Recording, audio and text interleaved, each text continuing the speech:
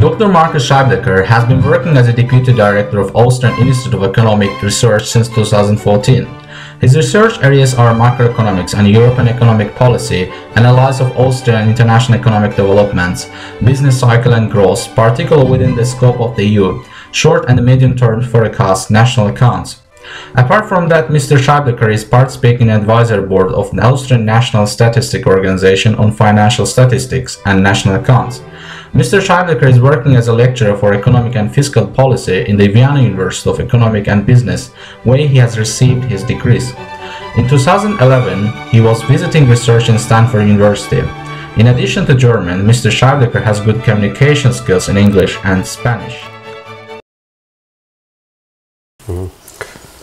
There's always the problem that we have a great political advice to the government, and this is sometimes a very sensitive job. You have to be careful what you say and so, but you have nevertheless to give advice to economic policies and to give information to the public at the same side. So this is a great challenge, and this we have to we do in 5 research areas. We have around 100 persons in our institute, and with this stuff we fix also the economic forecast, the official for Austria. It's depending with which numbers you compare, because in some countries education, for instance, is not included in this, is included in other boxes, we would say, in national accounts, if you compare with the United States. But actually, it's about the World Bank. Sorry? It's this statistics about World Bank statistics. Yeah, it's okay. But you can split up the government consumption in more privately oriented government consumption, like education and health. If you put this out, government consumption is less. But it's clear in Austria plays the government a larger role than in many other countries. It's similar like to the Nordic countries, more to Sweden or Denmark. How is going with the market economy? How is market economy works quite good, especially on international market. Austrian enterprises are well known and very competitive. If you look at industrial production, exports, for instance, our current account surplus is rising for many years and is positive, so we do not have problems with international competitiveness. GDP growth, or the positive, you have GDP growth. Yes, I saw. There's nearly no space in order to limit the labor supply coming from abroad.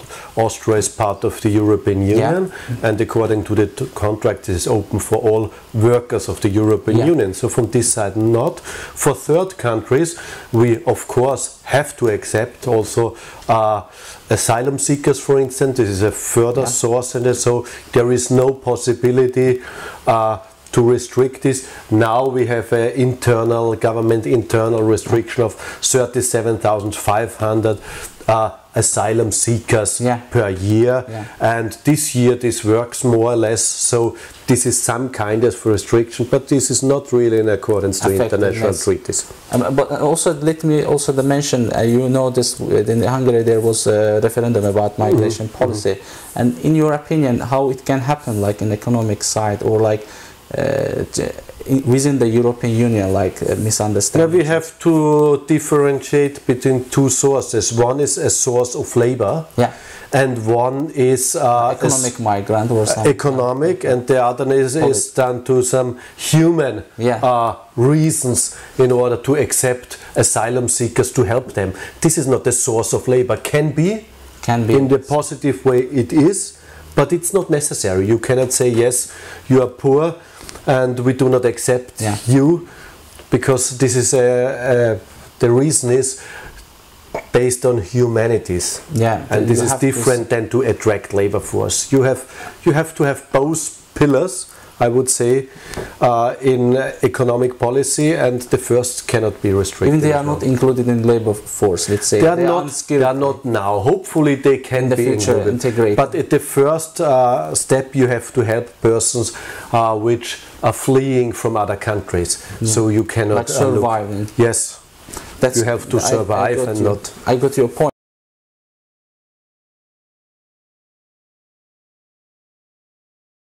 Yeah, we see different weaknesses this year, and also we saw this last year, especially the formerly very dynamic transition countries, the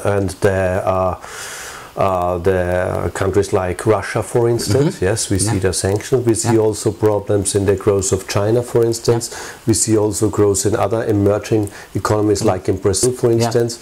They were very good drivers of the world economy and the world trade till 2014. But this, on the last year, we see the first time there is some weakness inside, and this shifted a little bit the trade from this focus to other focus. Nevertheless, we suffer from from weak exports. We suffered this year especially, and suffered also last year. But our forecasts say this will improve a little bit in the coming direction? year. I mean, again, the Commonwealth. Again, Commonwealth, and then also again the emerging countries. Emerging countries, yeah. Yeah, because the problems in Russia will bottom out, so it will not go down any further. This is good news. We see also signs of improvement in Brazil. We see also signs of improvement in China. So from this side we expect a larger impetus to the Austrian export demand. Depends on what the new treaty will bring for the UK. There are 5 different options, from a very close link to the European Union, like Norway, yes, to a rather loose with the WTO most favored clause, yes. And this depends on how strong it is. Of course, Britain will suffer much more the farther it is away. But we expect also some negative impetus in the European Union, in the rest of the European Union.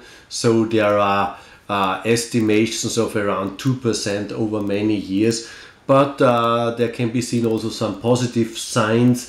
The remaining countries should integrate further or stronger, because in past years, especially Great Britain was a break to further integration steps, for instance, and if this can be overcome after an exit of Great Britain. We see also in Austria some positive signs, because we see some relocations of international enterprises from Great Britain to Austria for truck production, for instance, or other car production thing. Also financial services could move to Vienna, and so there are some relocation activities could be of benefit also for Austria. But what about the labor forces?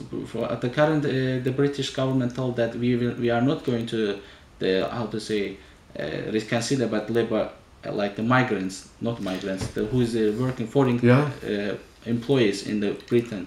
So do you think they can move backward to, particularly from Eastern European countries, or they can? They can move more to Austria. Is also a possibility. So how if the option for Great Britain is not here any longer?